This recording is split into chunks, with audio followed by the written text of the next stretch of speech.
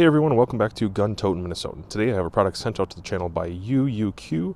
This is their Leopard speed 1 to 10 by 24 second focal plane.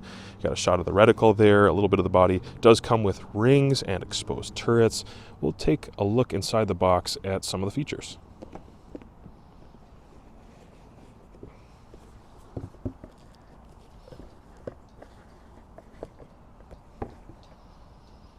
All right, the first thing I'm noticing, you get your lens cloth. You do get your tools all included. You get your manual, which is important. So this will tell you about how to use your product, the way that it's configured, the reticle, which is really important information. So you want to know what those values are in your subtensions. Okay, so there's your manual. Moving on, you have this card right here, so you can go ahead and scan that QR if you want to get some of their social media following, or if you have an issue with your optic. This will guide you in the right direction concerning the warranty, 1 year limited warranty. Then it's nice to see this inside, a really good quality Panasonic 2032 3V battery. That's nice to see. That's for your illumination.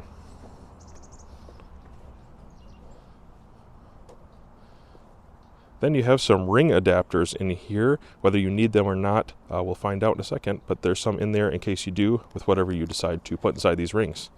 So there's a look at the rings. They are a cantilever style, and they do have one Picatinny slot on the bottom, it looks like there, to retain it, keep it from sliding on any Picatinny surface.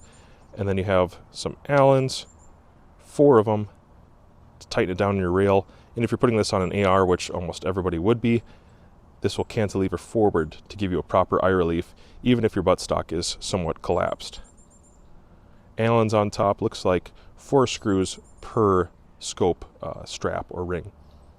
I like these one pieces, and it makes a lot of sense going with this particular kind of optic. So here's a look at the optic itself. Comes with the flip-up covers installed, and I'm going to take that rear one off.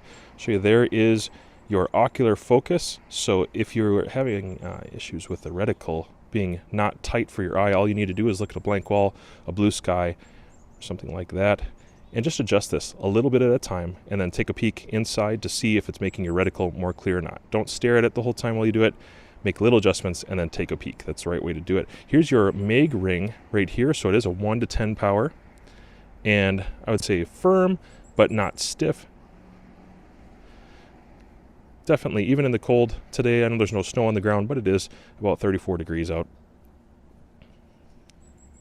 Yeah, still pretty movable, even in the cold.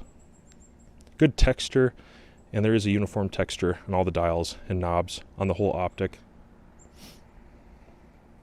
You can see there's your 1 power, and there's the 10 power. Numerically, the indicators are clear, they're large enough, shouldn't have issues seeing those when behind the gun. There's your illumination knob, and illumination goes up to 11. Very tactile, snappy, goes right into place, and I don't think that's going to give you issues with being sloppy or being unsure what you're on or if it's on or off. You'll be able to feel it. It's very tactile. And this right here is the slot for a standard or maybe even a coin. You can slip that in there and release the cap to change your battery out. Let's take a look at those turrets. Turrets are MOA. They are lift to operate. They definitely have a nice distinct non-mushy click and feel. You can set these to 0, but you do not have a 0 stop with this model. This is more of a reticle-based holdover design, so not so much necessary to have a 0 stop on this, but you could dial if you needed to make some changes, whether you're going back and forth between different ammos, calibers, temperatures, or maybe you have a can, and then take your can off. And it looks like these turrets could be pretty tactile, audible, and we'll test for function in the next video. That's how you would release that, and you'll notice that these are half MOA increments. That's a really important measurement right there, just to know about half MOA increments. Windage is the same. It's going to be a lift to operate.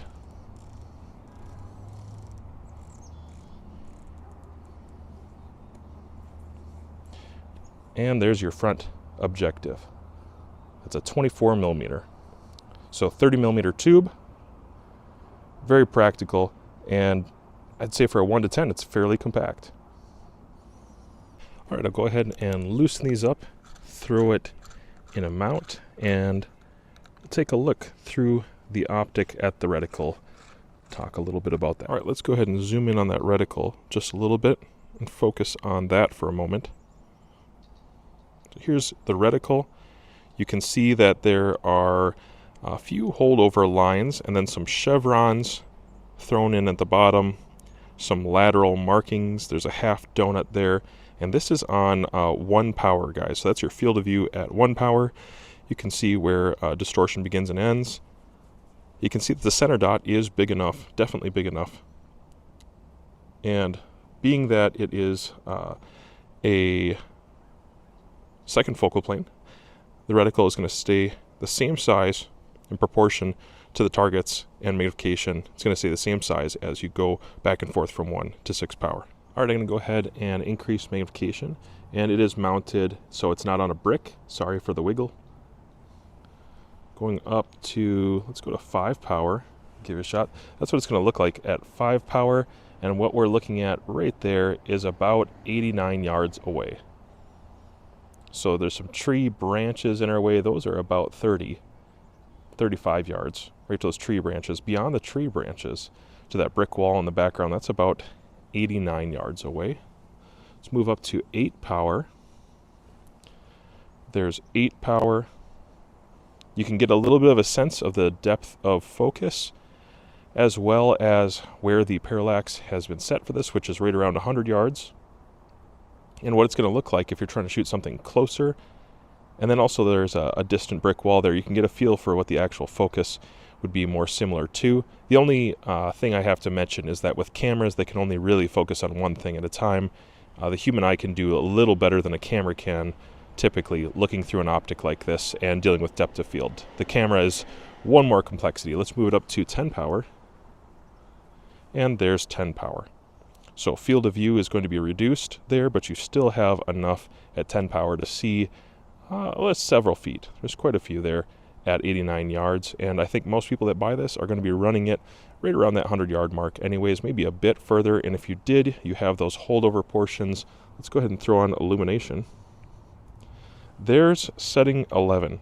So setting 11, I'm trying to give you an idea of what the contrast is like on a sunny day with some actual vegetation in the background and some brown coloration, and not a typical white target or a steel plate, but rather some real world scenarios. So this is something that you would actually be seeing in the real world. You have tree branches, you have brown, you have some grays, dark colors, and the contrast is decent. I would say it's not desert bright, but it's a normal illumination day bright.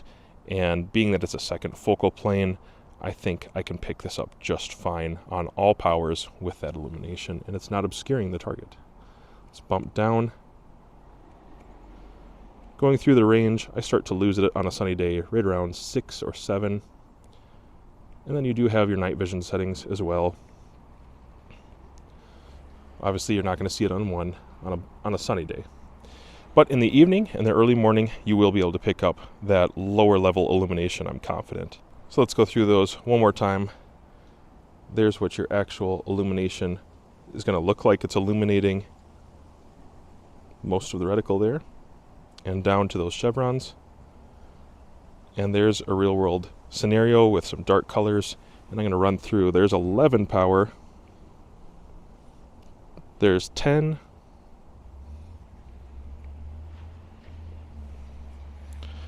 There's 7 on a sunny day. Thankfully, the reticle is thick enough and large enough that it is pretty easy to pick up. That's the advantage of a second focal plane once again. Night vision settings will be too difficult.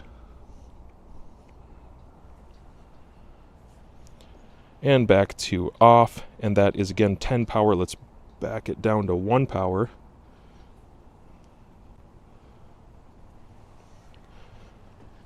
So the 1X is going to look like that. You can get an idea of how true the 1X by looking at the edges of the optic, the center of the optic, and then looking on the periphery of the camera and get a feel for what that 1X is actually doing there and make your assessment. And I thank you for checking out my channel. If this isn't exactly what you were looking for, check out their store and their storefront on Amazon. They might have something else that interests you, or check out my channel for more videos like this.